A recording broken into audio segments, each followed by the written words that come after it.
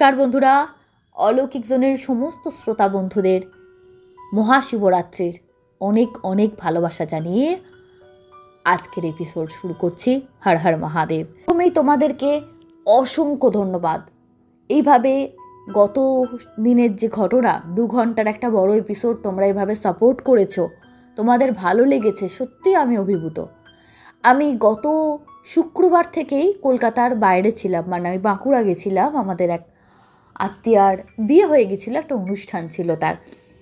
ওখানে এত বৃষ্টি হচ্ছিল, শনিবার তো হলো না, রবিবারও ঘটনা আসতে অনেক লেট হয়ে গেছে। যেহেতু আমি তোমাদেরকে আমার পরিবার বলে মনে করি, তাই আমি মনে করি যে সমস্ত কিছুটা জানার অধিকার তোমাদের আছে। এটা তো আমার খেয়াল খুশির বিষয় নয়। ওখানে নেটের অবস্থা প্রচণ্ড খারাপ ছিল। তো আমি রিজনটা বললাম, অনেকেরই মনে হতে পারে কেন এভাবে ঘটনা দেরি হলো। দেরি তো হতে পারে, কিন্তু এত দেরি, আবার ডেটও মিস হয়ে গেল। তো আমি তোমাদেরকে কারণটা বললাম। তবুও থ্যাংক ইউ, তোমরা যে শুনেছো, তোমাদের যে ভালো লেগেছে, সত্যি আমার খুব ভালো লাগলো। আজকের ঘটনা পাঠিয়েছে দীপান্বিতা। দীপান্বিতা বলছে আমার নাম বলতে পারো। আমার নামের তো অনেক মেয়েই আছে, আমার পদবী আর আমার জায়গার নামটা বলো না। দীপান্বিতার নিজের জীবনের ঘটনা, নিজের সঙ্গে ঘটে যাওয়া ঘটনা, এমন একটা ঘটনা যেটা বর্তমান জীবনে একটু হলেও প্রভাব ফেলতে পারে, তাই ও সেটা বলতে চাইছে না। বলছে আমি ঘটনাটা শুরু করছি, ওর ভাষায় আমি বলছি। ঘটনাটা সূত্রপাত আজ থেকে অনেক বছর আগে। এখনও বিবাহিতা, একটা বর্তমানে একটা পারিবারিক ব্যবসার সঙ্গে যুক্ত একটা সন্তানের মা। কিন্তু আজ থেকে প্রায় 10 বছরেরও আগে, প্রায় 10-15 বছর বা তারও বেশি বলতে পারি। ও বলছে এক্স্যাক্ট ওভাবে তো সাল নয়, ওর একটা প্রেমের সম্পর্ক ছিল। প্রেমের সম্পর্কটা তখন ওর বয়স কত হবে, বলছে 14-15 বছর। ক্লাস 9-এ পড়তাম। আমি যে গার্লস স্কুলে পড়তাম তার অপোজিটেই একটা বয়েজ স্কুল ছিল। আমাদের গার্লস স্কুলের সঙ্গে বয়েজ স্কুলের প্রচুর মেয়েদের মানে ভালোবাসা সম্পর্কও ছিল, আবার এক টাইপের শত্রুতাও ছিল। শত্রুতাটা কীরকম, সরস্বতী পূজাটা কম্পিটিশান হতো, কাদের ঠাকুর বেশি ভালো আসবে, গার্লসদের না বয়েজদের। কোনো একটা স্পোর্টস হলে কারা পার্টিসিপেট করবে, তো কোনো একটা সায়েন্সের প্রজেক্ট হলে দুটো স্কুল একসঙ্গে কোনো প্রজেক্ট জমা দিচ্ছে, তো মেয়েরা ভালো কাজ করলো না ছেলেরা, এইসবগুলো চলতো। তো তার মধ্যে প্রেম, ভালোবাসা, বন্ধুত্ব সমস্ত কিছুই থাকতো। স্কুলটা তো আলাদা, কিন্তু একদম পাশাপাশি। তো স্কুলে ঢুকতে বা বেরোতে গেলে এরকম অনেকের সঙ্গে বন্ধুত্ব দেখাশোনা হতো। ও যার সঙ্গে সম্পর্কে ছিল সেও তাই, পার্সের স্কুলের ছেলে। তখন ফোন অত অ্যাভেলেবেল না, ফোন এসে গেছে, কিন্তু 9-10-এর ছেলে মেয়েদের হাতে ফোন দেওয়ার চল তখনও ওঠেনি।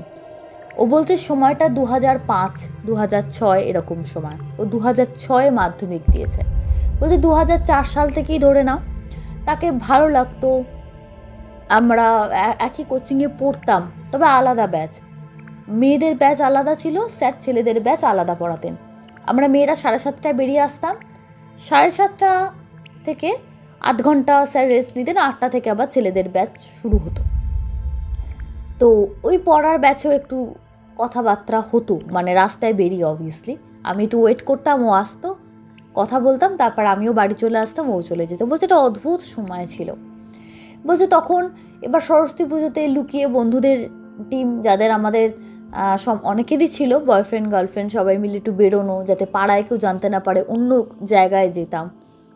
তো এই করতে করতে করতে করতে পাড়ারই একজন কেউ দেখে ফেলেছিল। তো বাড়িতে বলাতে দুটো পরিবারেই অশান্তি হয়, যেগুলো খুবই কমন ঘটনা। তারপর স্যার ওকে অন্য ব্যাচে ট্রান্সফার করে দেয়। যে না, সোম বুধ শুক্র, বলছে এখনও মনে আছে জলের মতো পরিষ্কার, সোম বুধ শুক্র আমি যেতাম, ওদেরও সন্ধ্যেবেলায় পড়া থাকতো। তো এই কথাটা যখন স্যারের কাছেও রিপোর্ট যায়, স্যারও তো খুব সবার সামনে 2-3 দিন ইনডাইরেক্টলি খুবই অপমান করছিলেন। খুবই খারাপ লাগছিল তখন, সবে বড় হয়েছি, এমন নয় যে আমারই একার সম্পর্ক ছিল, অন্যদেরও ছিল, কিন্তু ইনডাইরেক্টলি স্যার যে আমাকেই কথা শোনাচ্ছে আমি বুঝতে পারতাম। মেনে নিতাম, বুঝতাম আমার জানাজানি হয়ে গেছে, এখন তো আমাকে এগুলো সহ্য করতেই হবে। খুব মনের ওপর প্রেশার পড়েছিল। আর 9 থেকে 10-এ উঠতে রেজাল্টও খুবই খারাপ হয়েছিল, কোনো রকমে পাশ করে উঠেছিলাম। তার জন্য বাড়ি থেকে সব জায়গা থেকে কথা শুনতে হচ্ছিল। তাই ক্লাস 10-এ ওঠার পর থেকে স্যার ব্যাচ চেঞ্জ করে দিলেন। আমাকে মঙ্গল বৃহস্পতি শনি যে মেয়েদের ব্যাচ সেখানে দিলেন, আর ওর সন্ধ্যের ব্যাচ তাই থাকতো। কিন্তু ওই যে কেউ যদি কাউকে ভালোবাসে তাকে এভাবে ব্যাচ চেঞ্জ করলে যে রাস্তায় আর দেখা হবে না, সেই ব্যাপারটা কিন্তু হয় না। মঙ্গল বৃহস্পতি শনি পড়তে গেলেও ও কোনো না কোনো সুযোগ নিয়ে, মানে ওর যে বয়ফ্রেন্ড ছিল, ওর নামটা নেয়নি এখানে, বলছে কোনো না কোনো সুযোগ নিয়ে ও ঠিক বেরিয়ে আসতো। সন্ধ্যেবেলায় আমাদের 10 মিনিটের জন্য হলেও দেখা হতো। এইভাবে প্রায় ক্লাস 12 অবধি আমরা আমাদের সম্পর্কটাকে মেনটেন করেছিলাম। এবার কলেজে যখন পড়তে আমি গেলাম, আমি তো জেনারেল কলেজে ভর্তি হলাম, কিন্তু ও গেল ইঞ্জিনিয়ারিং পড়তে জলপাইগুড়ির ওই সাইডে। তো ন্যাচারালি এবার একটা দূরত্ব এসে গেল। হাতে ফোন আছে, ফোন করতাম, কথা বলতাম, কিন্তু আস্তে আস্তে আস্তে আস্তে বাড়ি থেকেও একটু, যেহেতু গ্র্যাজুয়েশন ফাইনাল ইয়ার হচ্ছে, ওর তখনও আরও 1 বছর বাকি আছে ইঞ্জিনিয়ারিং কমপ্লিট করতে। আর ইঞ্জিনিয়ারিং কমপ্লিট করলে তো হলো না, চাকরি পাবে, নিজের পায়ে দাঁড়াবে। তো একটা ছেলে হিসাবে তখন ওর বলতে গেলে বিয়ের সময়ই হয়নি। কিন্তু আমার পরিবারে যেহেতু আমার পরও আমার 2 বোন ছিল, তারা যমজ, তো আমাকে বিয়ে দেওয়ার একটা বাবার তাড়া ছিল, কারণ বাবা রিটায়ার হয়ে যেতেন। তারপরে বাবা চেয়েছিলেন একটা মেয়েকে অন্তত চাকরি থাকতে থাকতে পার করে দেবো, তারপরে বাকিরা তো ছোট, বাকি দুটোকে পরে দেখব, এরকম একটা মধ্যবিত্ত পরিবারে যেটা হয়। আমরা অনেক চেষ্টা করেছিলাম সম্পর্কটাকে বাঁচিয়ে রাখার, 2 বাড়ির মধ্যে কথাবার্তা বলেও চেষ্টা করা হচ্ছিল যদি একটু কথা বলিয়ে ম্যানেজ করা যায়। আমার বাড়ি থেকে একদম অপেক্ষা করতে রাজি হলো না, আর ওর বাড়ি থেকেও ওর মা রেজিস্ট্রিও করে রাখবে যে পরে বিয়ে দেবে, তাতে ওর মা রাজি হলো না। তো দুদিক থেকেই কোনো মানে মিউচুয়াল ব্যাপারটা এলো না। আমার বাড়ির লোকও একটা যেন স্ট্রিক্ট, যে না ঠিক আছে, যদি বিয়ে পরেও হয় এখন একটু রেজিস্ট্রি করে লোকজনকে ডেকে জানিয়ে রাখা যে এখানেই বিয়ে হবে। যদিও বাবা তাতে খুব একটা সম্মতি ছিল না, বাবা বিয়েই দিতে চাইছিলেন, কিন্তু ওর পরিবার থেকে বললো না, ছেলে আগে দাঁড়াক, এখন অল্প বয়স, এখনই রেজিস্ট্রি করে রাখবে, পরবর্তীকালে এই ছোটোবেলাকার প্রেম তো থাকে না, যদি মন পরিবর্তন, এরকম নানা রকম ওর মা অজুহাত দিয়েছিলেন। যাই হোক, সম্পর্কটা আস্তে আস্তে আস্তে আস্তে আমাদের সময়ের প্রেক্ষিতে ভেঙে আসছিল। তবে সম্পর্ক ভেঙে যাওয়ার কারণ যে শুধুমাত্র ওর মা আমার বাবা তা কিন্তু নয়। ওর বাবার দিক থেকে কোনো, ওর বাবা খুব চুপচাপ নিরীহ মানুষ, কোনো ব্যাপারে থাকতেন বলে খুব একটা মনে হয় না। ওর বাড়িতে অল ইন অল ওর মা, যা মা বলবে তাই, এরকম একটা পরিবারের নিয়ম ছিল ওদের। আর আমাদের বাড়িতে সাধারণত সব ডিসিশন বাবাই নিতেন, মা তাতে সহযোগিতা করতেন, এরকম একটা পরিবার আমাদের। আমার দাদু ঠাকুমাও ছিল তখন, তারাও তখন জীবিত, যদিও অনেক বয়স হয়েছে।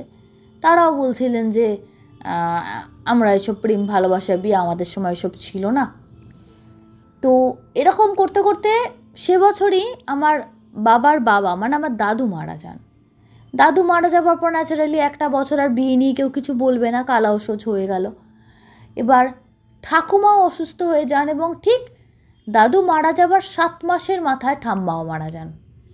তো মোটামুটি এবার 2 বছর বলেছিল যে সময়টা ভালো না, 2 বছর বাদে বিয়ে দেওয়া হবে, এখন না। দাদু ঠাকুমা মারা যান, এদিকে ওরও ইঞ্জিনিয়ারিং পাশ করে গেছে, ততদিনে কোর্স কমপ্লিট হয়ে গেছে, কিন্তু একটা ছোটোখাটো কোম্পানিতেও চাকরি পেয়েছে, কিন্তু তখনও নিজের পায়ে সেভাবে বিয়ে করার মতন যে রোজগার বা দাঁড়ানো, সেটা দাঁড়ায়নি। তো রোজগারটা আমাদের সম্পর্কের মধ্যে কোনো বাধা ছিল না, কিন্তু কোথাও যেন আমারও মনে হতো ওর সেই স্কুল লাইফে যে টানটা দেখতাম, যে ফিলিংসটা দেখতাম, সেটা যেন আস্তে আস্তে দূরত্বের জন্য হোক বা যার জন্যই হোক, সেটা কোথাও যেন মিসিং লাগতো আমার। আর এই মিসিং ব্যাপারটা যেন আমাকে প্রচণ্ডভাবে হার্ট করতো, যে কেন আগের মতন আর সেইভাবে আমার ফোনের জন্য অপেক্ষা করে না। একবার আমি যদি ফোন করতাম, বা আমাকে একবার ফোন করলো পেলো না, বারবার কল করা, মেসেজ করা, কিরে তুই ঠিক আছিস তো, ফোন ধরলি না কেন, পরবর্তীকালে দেখলাম সেটা আস্তে আস্তে কমতে কমতে 0 হয়ে গেল। এমন হয়ে গেল যে 2-3 দিন অন্তর একবার ফোন করতো। তখন আমি বুঝেই গেছিলাম যে ভালোবাসাটা বোধহয় আজকে আর আমার দিক থেকে থাকলো, ওর দিক থেকে কোথাও না কোথাও হয়তো নেই। ও অন্য সম্পর্কে জড়িয়েছে এটা বলাও অন্যায় হবে, কারণ আমার কাছে কোনো তো প্রমাণ নেই, বা আমাকে সেরমভাবেও কিছু বলেও নি। যখন আসতো ওখান থেকে দেখা হতো, কথা হতো, কিন্তু বুঝতে পারতাম না যে হ্যাঁ কিছু একটা মিসিং। দেখা হলেও সে আগের মতো ফিলিংসটা আসতো না। এভাবে প্রায় 2.5 বছর বাদে আমার বাড়ি থেকে আবার ওর বাড়িতে যাওয়া হলো। তখন মোটামুটি আমাদের সম্পর্ক প্রায় তলানিতে এসে ঠেকেছে, মানে চেনা জানার মতো হয়ে গেছি। সেই ভালোবাসা কীভাবে যে উভে গেল, আমারও মাঝে মাঝে মনে হতো যে ওর মা বোধহয় কোনো ব্ল্যাক ম্যাজিক করেছে, তার জন্যই বোধহয় আমাদের সম্পর্ক নেই, বা ইত্যাদি ইত্যাদি। কিন্তু এইভাবে কিছুদিন চলার পর ওর বাড়ি থেকে যখন আমার বাড়ি থেকে যখন ওর বাড়িতে গেল আমার বাবা মা, যে এখন তো আপনার ছেলেও চাকরি করছে অনেক দিন, তো ওর মা প্রথমে বললেন যে না মাইনেপত্র কম, একটু দাঁড়াক, এখন এত তাড়াতাড়ি কি। তারপরে আমার বাবা মা যখন তাতেও রাজি হয়ে গেলেন যে ঠিক আছে মাইনেপত্র তো বাড়বেই, আস্তে আস্তে আমার মেয়েও কিছু করবে, দুজনে মিলে ঠিক চলে যাবে। মেয়ের ইচ্ছাটাকে আমরা একটু প্রাধান্য দিতে চাই, কেন ওদের জীবন তো। তখন একটা অদ্ভুত জিনিস আমি জানতে পারলাম। আমি নিজেও হিন্দু, আমি যাকে ভালোবাসতাম সেও হিন্দু।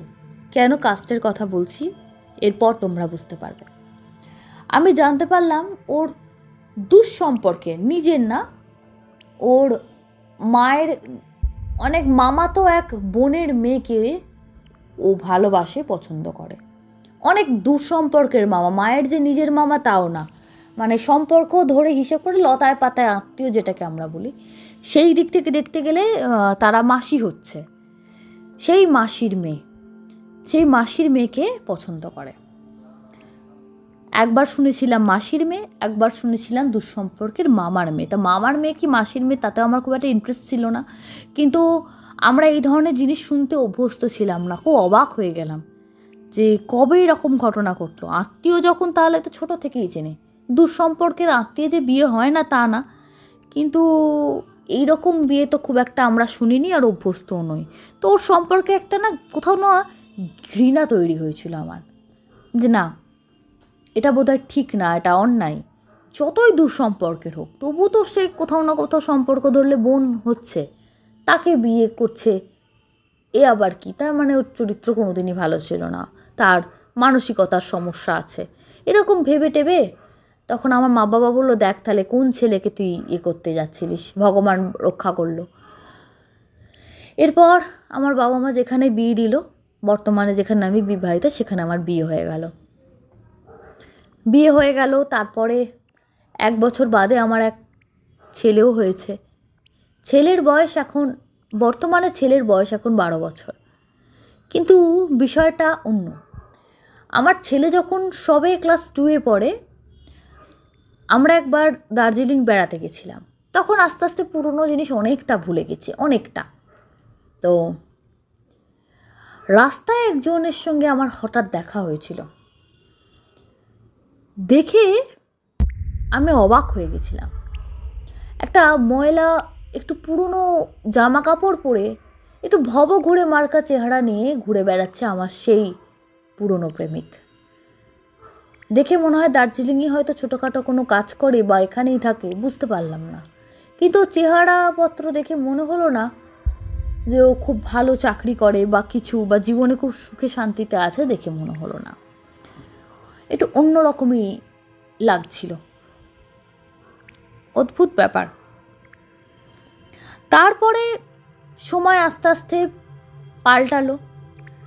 আমি পরবর্তীকালে খোঁজ নিচ্ছিলাম, কেন জানি না ওর ওই চেহারাটা দেখে আমার মনের মধ্যে খুব একটা ধাক্কা লেগেছিল যে যদি ওর নিজের পছন্দ করে মেয়েকেই বিয়ে করে, সে সম্পর্কে যাই হোক না কেন, ততদিনে তিক্ততা অনেক থিতিয়ে গেছে, আর অতটা মনে পড়ে না তিক্ততার সেই স্মৃতিটা। ভালো স্মৃতিটুকুই মনে রেখেছিলাম। তাহলে তার এরকম দুর্দশা কেন, আর ওরম পাহাড়ি জায়গায় ঘুরে বেড়াচ্ছে কেন? হ্যাঁ, জলপাইগুড়ির ওখানে কলেজে পড়তো, সেটা আলাদা। তারপরে তো শুনেছিলাম ফিরে এসেছিল। তাহলে আবার পরে কবে পাহাড়ে গেল? এবার কমন যে ফ্রেন্ড ছিল আমাদের, তারাও আমাকে আর খবরাখবর দিত না যদি আমার বিবাহিত জীবনে খুব প্রবলেম হয়।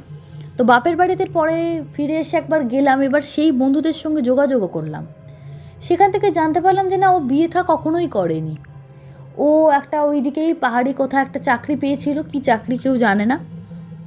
তারপরে বাড়িতে ফিরে এসে মা বাবার সঙ্গে নাকি প্রচণ্ড অশান্তি হয়েছিল।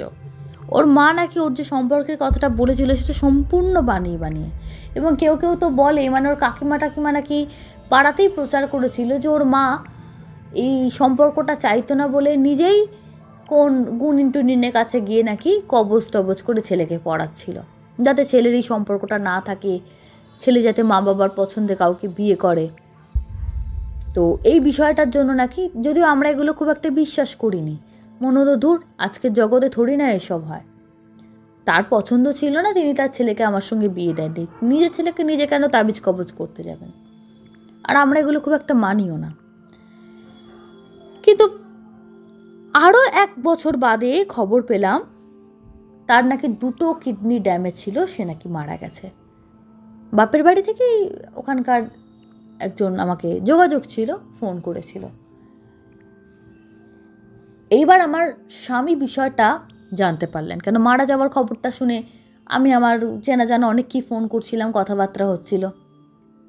আমার স্বামী প্রথমবার জানতে পারেন যে আমার বিয়ের আগে এরকম একটা সম্পর্ক ছিল, এত দিনের সম্পর্ক, সেটা ভেঙে যাবার পর ওর সঙ্গে বিয়ে হয়েছে।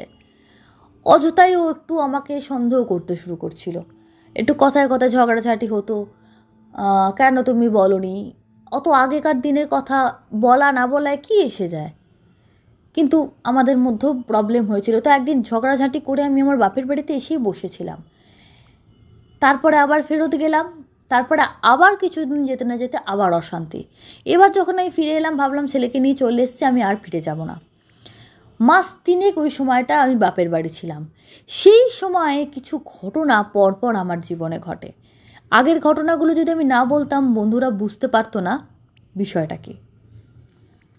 ওখানে আমি যখন ঠিক করেই নিয়েছি যে আমি আর শ্বশুরবাড়িতে ফিরবো না, ছেলেকে নিয়ে এখানে থাকবো, আর যেহেতু বাপের বাড়ি আর শ্বশুরবাড়ির মধ্যে খুব বেশি ডিস্টেন্স ছিল না, আমার ছেলে যে স্কুলে পড়তো সেটা আমার বাপের বাড়ি বা শ্বশুরবাড়ি দুটো জায়গা থেকেই সমান দূরত্ব, তো স্কুল যাওয়া নিয়ে ওর কোনো প্রবলেম হতো না। মামার বাড়ি থেকেই ও স্কুলে যাতায়াত সব কিছু করতো।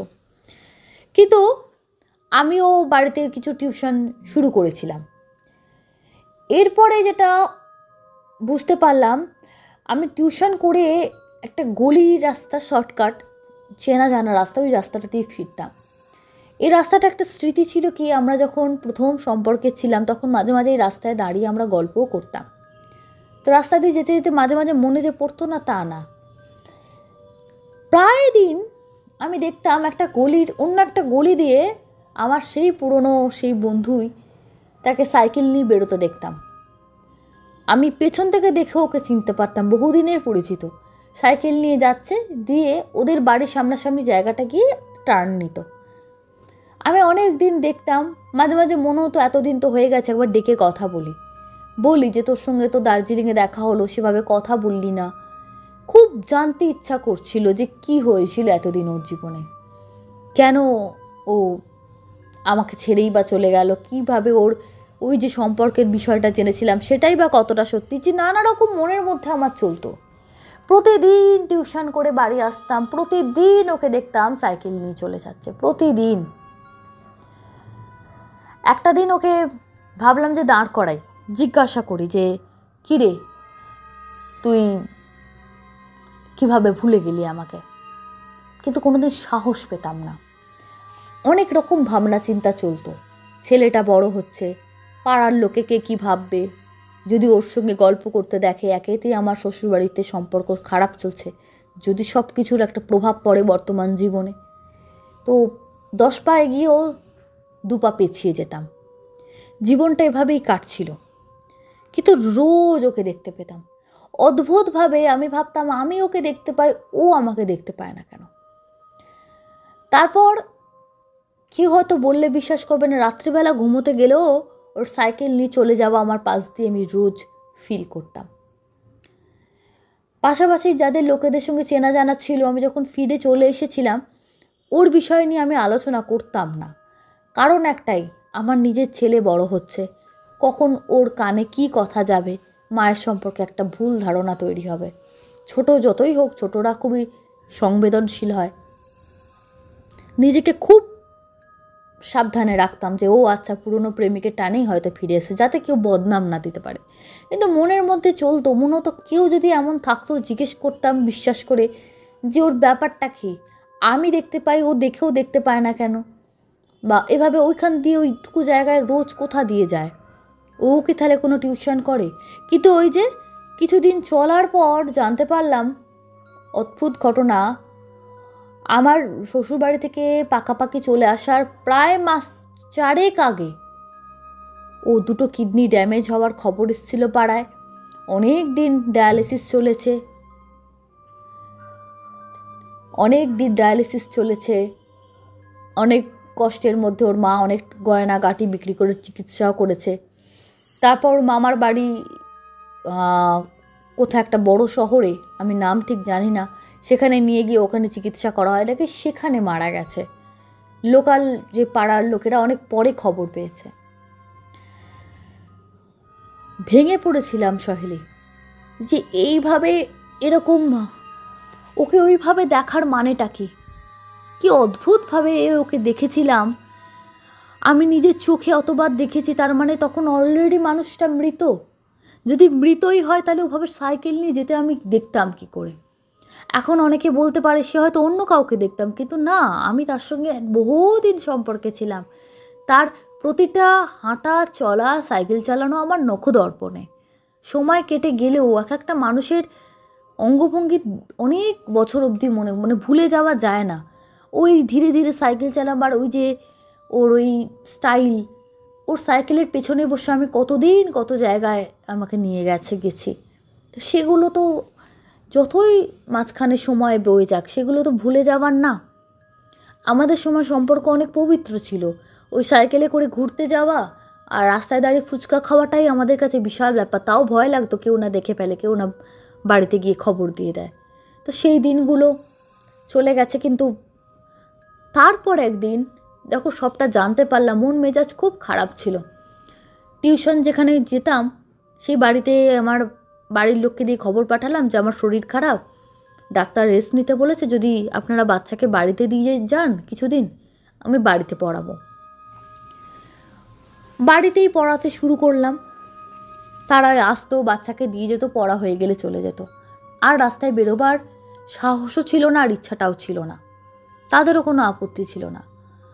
রাত্রিবেলা আমি একদিন অদ্ভুত একটা স্বপ্ন দেখলাম, এবং সেই স্বপ্নটা টানা 3-4 দিন আমি একই স্বপ্ন দেখেছি, যে সেম ওই অন্ধকার রাস্তা দিয়ে আমি হেঁটে যাচ্ছি। অন্ধকার মানে আলো আঁধারি সেই রাস্তা, আর আমার সেই প্রাক্তন প্রেমিক সাইকেল নিয়ে আগে আগে হেঁটে যাচ্ছে। তবে কিছুটা এগিয়ে গিয়েই ও দাঁড়াচ্ছে, আর ওর মুখটা যখন ঘোরাচ্ছে, মুখটা পুরো হলুদ, চোখগুলো ঘোলাটে। কি অদ্ভুত তার দৃষ্টি! এই হলদে মুখ আর ঘোলাটে চোখ কি যে প্রচণ্ড ভয়ের সৃষ্টি করতো। আমি চিৎকার করে রোজ আমার ঘুম ভেঙে যেত। আমার পাশে আমার মা ঘুমোতো, আমার ছেলে ঘুমোতো, তারা সবাই ভয়ে উঠে পড়তো যে কি এরকম ভয় পাচ্ছিস কেন?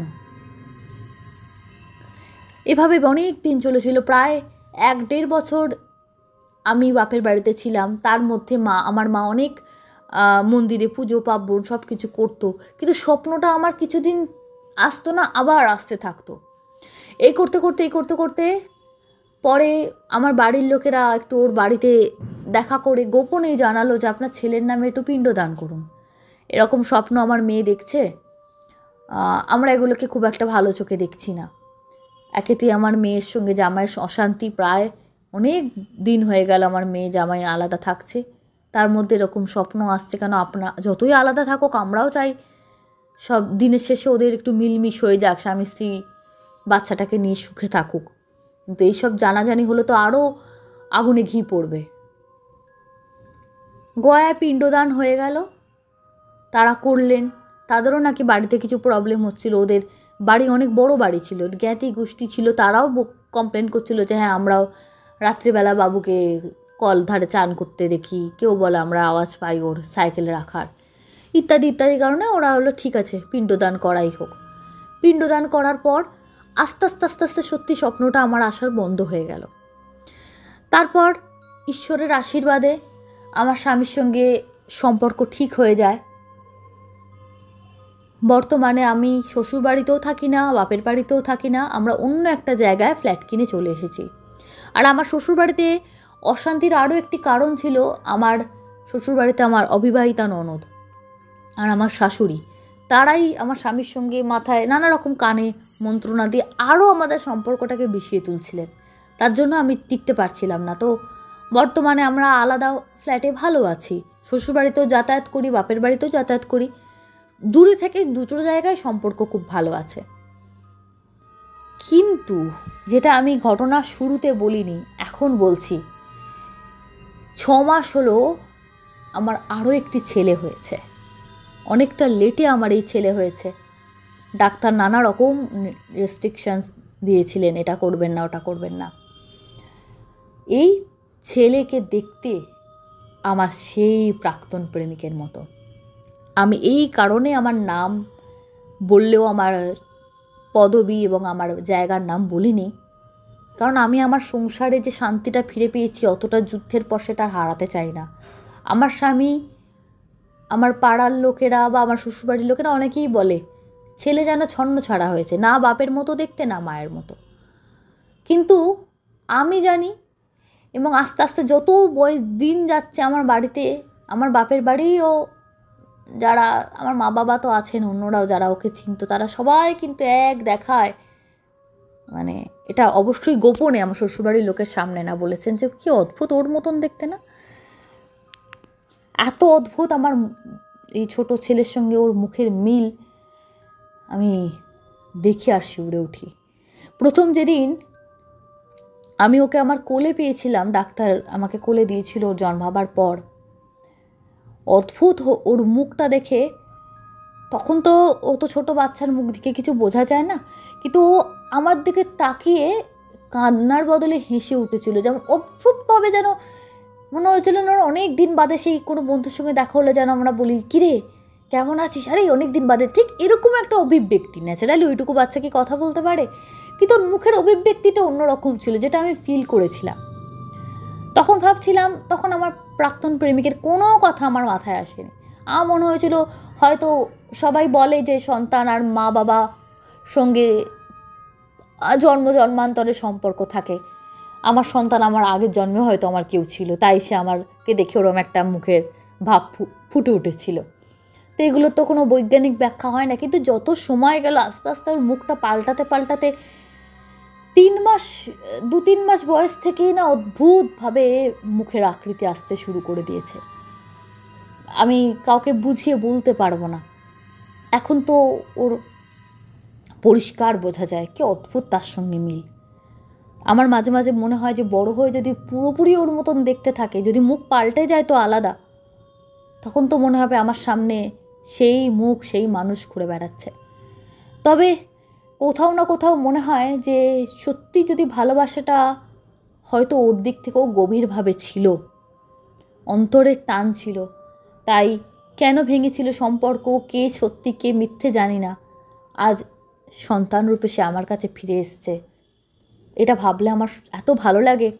আজকে আমি নিজের সন্তানের মতো করেই তাকে মানুষ করবো, এবং আমার মনে হয় তার অকালে যে প্রাণ ঝরে গেছিল, হয়তো ঈশ্বর আমাকে একটা সুযোগ দিয়েছে তাকে একটা দীর্ঘ জীবন দান করার জন্য।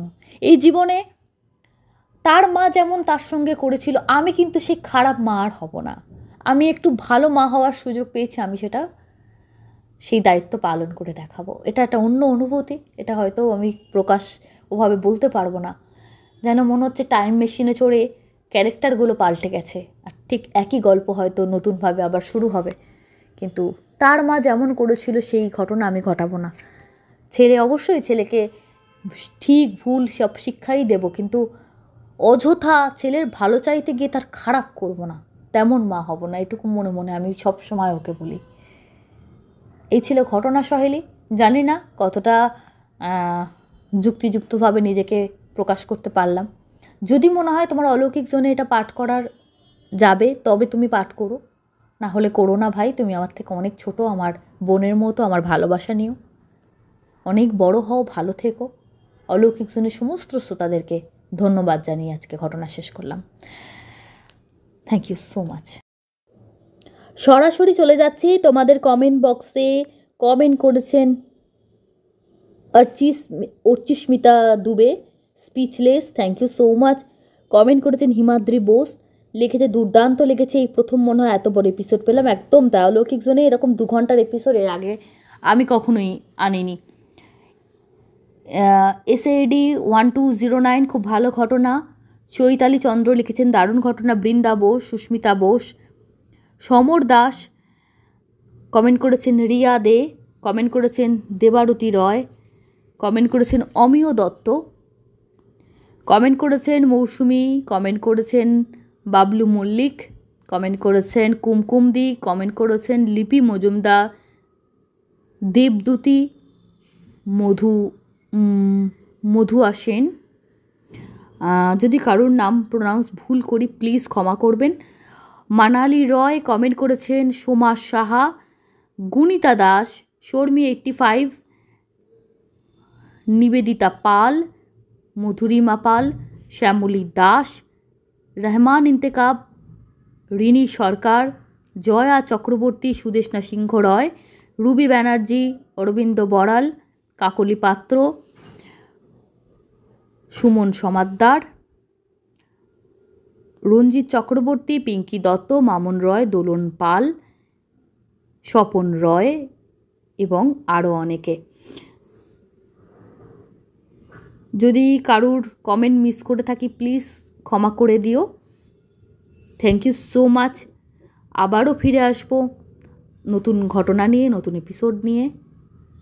Thank you so much. শুভরাত্রি।